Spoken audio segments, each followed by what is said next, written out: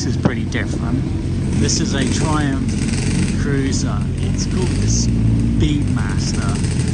This particular one, there seems to be different variants of the Speedmaster. So this seems to be the more cruiser style.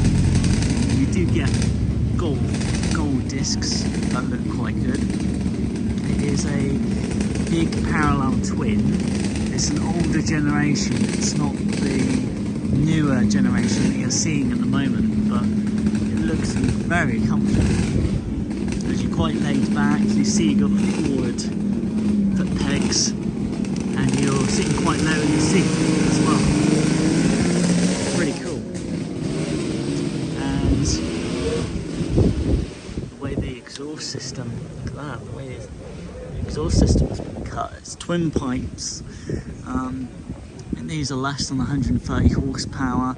It is air cooled, so you notice that there is no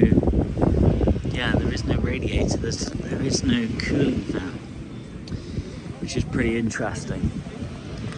So that's your oil cooler there, which is nicely tucked away, so it doesn't look awful. And yeah, you get a round fuel tank.